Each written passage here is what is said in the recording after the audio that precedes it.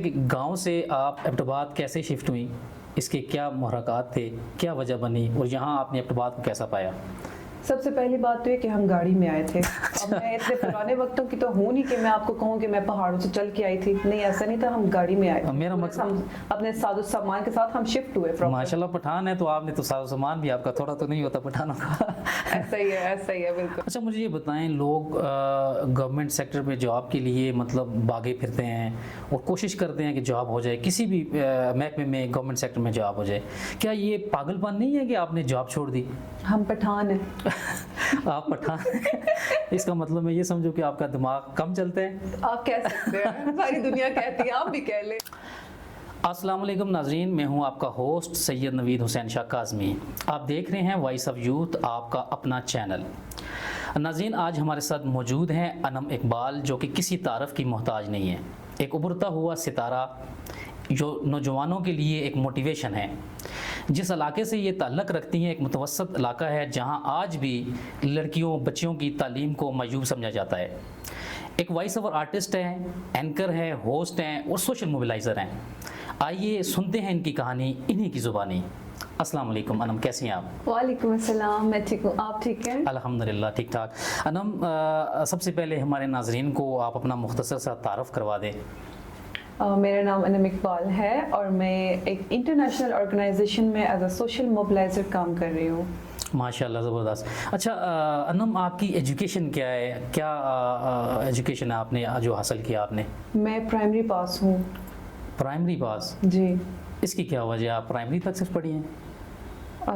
دیکھیں، جیسا کہ آپ نے سٹارٹ میں خود ہی بتایا کہ میرا تعلق ایک ایسے علاقے سے ہے جہاں پہ لڑکیوں کی ایجوکیشن کو اتنا خاص نہیں، نہ کوئی ترجیح دیتا ہے اور نہ کوئی اچھا سمجھتے ہیں.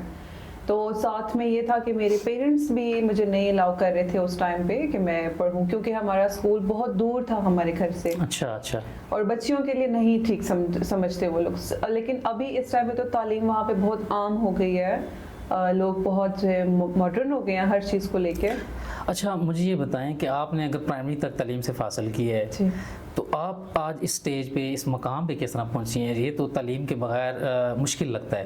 تو اس کا مطلب ہے کوئی اس کے اندر کوئی ایسی کہانی ہے جو آپ ہمیں بتانا اگر چاہیں تو ہمیں بتائیں. آپ بالکل، میں آپ کو بتاؤں گی. ایسا تھا کہ جب میں نے پرائمری لیول سے اسکول چھوڑا، لیکن مجھے شوق بہت تھا.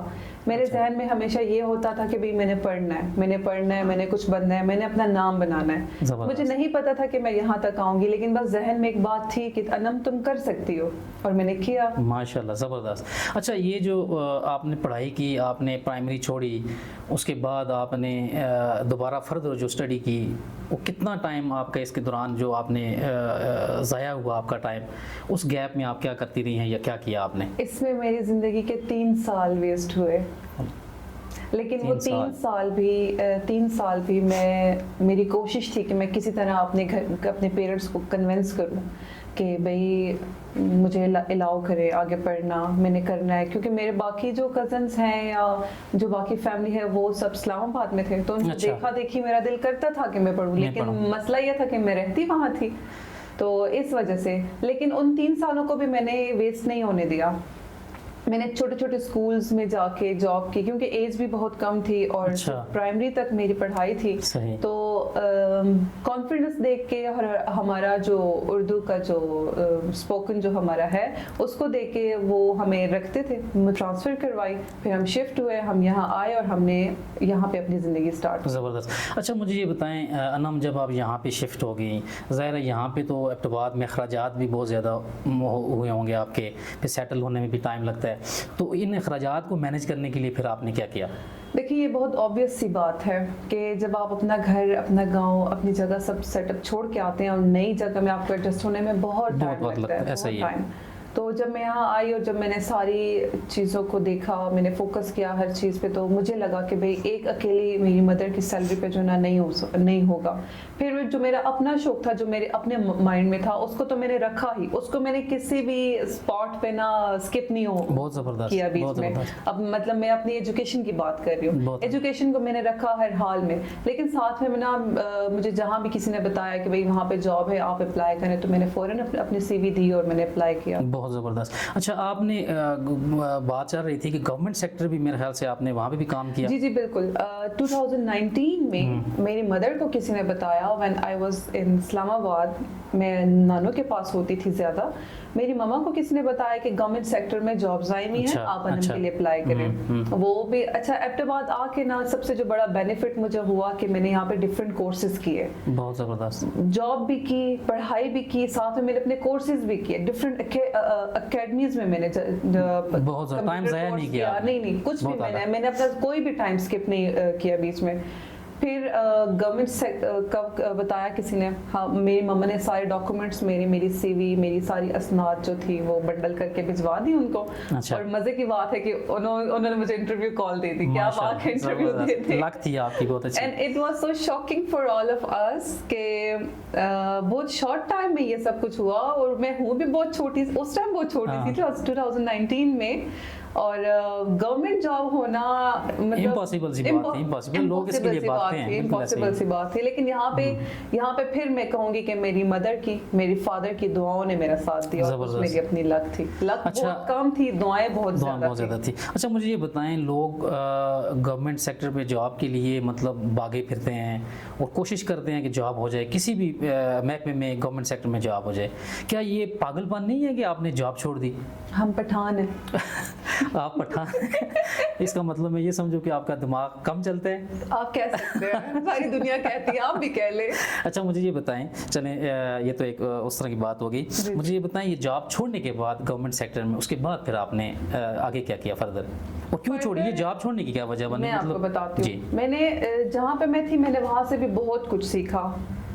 مجھے جو میرے کولیگز تھے سب نے مجھے بہت کچھ سکھایا, کیونکہ جب میں اپنا علاقہ چھوڑ کے یہاں آئی تھی تو یہاں پہ ایڈجسٹ ہونے میں بھی مجھے بہت ٹائم لگا. لیکن سب نے مجھے بہت سپورٹ کیا, مجھے چھوٹے بہن بھائیوں کی طرح انہوں نے رکھا.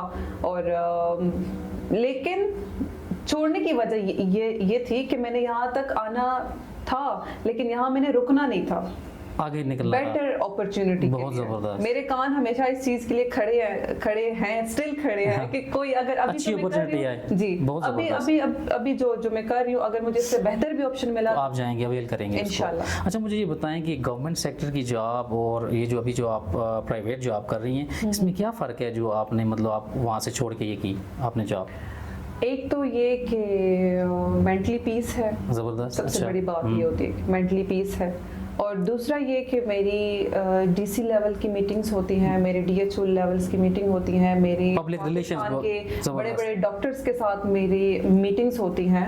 اور جو سب سے بڑا فائدہ ہوا ہے مجھے وہ یہ کہ میں 4 ڈیجٹ سے میں 6 پہ آ گئی ہوں. بہت زبردست, بہت زبردست. یہ تو سب سے اچھی بات ہے, یہ سب میری سب سے اچھی بات ہے. لڑکیوں کے لیے تو زیادہ اچھی ہوتی ہے کہ پیسے میٹرز کرتے ہیں. اچھا مجھے یہ بتائیں انم, آپ نے آن لائن بھی ظاہر ہے ایک کام کیا ہے, وائس اوور آرٹسٹ بھی کہہ لیں اس کو, اس کے علاوہ بھی, تو آپ وہاں سے کتنا ارن کر لیتی ہیں, اور ہماری یوتھ کے لیے کیا پیغام دیں گی؟ آپ کے یوتھ کو اس طرف آنا چاہیے یا نہیں آنا چاہیے, کیا کرنا چاہیے؟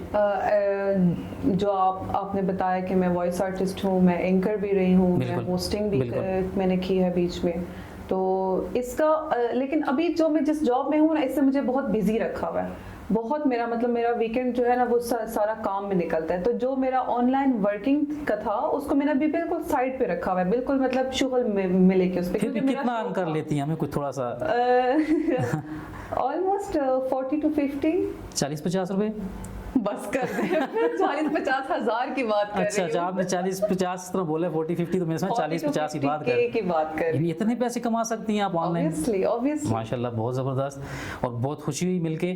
آپ تھوڑا سا ہمارے نوجوان جو ابھی نئی جنریشن جو آ رہی ہے, جسے ہم جنریشن زی کہتے ہیں, جی تو اس کے لیے کوئی پیغام اچھا سا آپ دیں آپ؟ ہاں, ایسا ہے کہ جو میرا پیغام میں دوں, اور اگر اس پہ میں تفصیلی بات کروں تو یہ بہت لمبی بات ہے, کیونکہ جو ہمارے ینگسٹرز ہیں نا, they are so lazy, they are so lazy, means phone is everything for them. بالکل ٹھیک کہہ رہے ہیں. ٹک ٹاک از everything.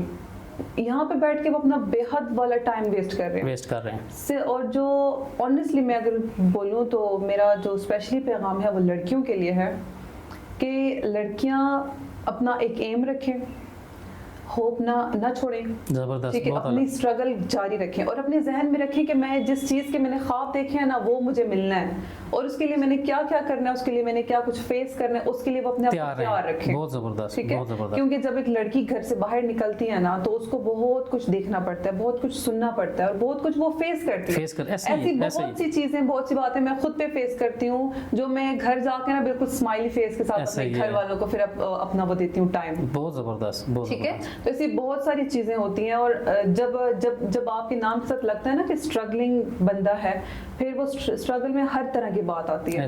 میں نے کچھ دن پہلے ایک جگہ میں پڑھا تھا کہ کسی اور لینگویج میں ایک کوٹ تھا, ٹرانسلیشن اس کی یہ تھی کہ گندا پانی جو ہوتا ہے نا وہ پودوں کو گرو کرنے سے نہیں روکتا. آپ اپنے کان بند رکھیں کہ لوگ آپ کے بارے میں کیا بات بول رہے ہیں. آپ فوکس رکھیں اپنے ایم پہ, آپ فوکس رکھیں جو آپ کرنا چاہتے ہیں, جو آپ بننا لوگوں کی باتیں نہ سنیں بس, اور اپنی اسکلز کو اپنے اندر سے باہر نکالیں. کیونکہ ہر انسان کو اپنا پتہ ہوتا ہے کہ مجھ میں کیا اسپیشلٹی ہے, مجھ میں کیا اسکلز ہیں, یا میں کس طرف میں جاؤں تو بیسٹ ہوگا. بہت اعلیٰ, بہت زبردست.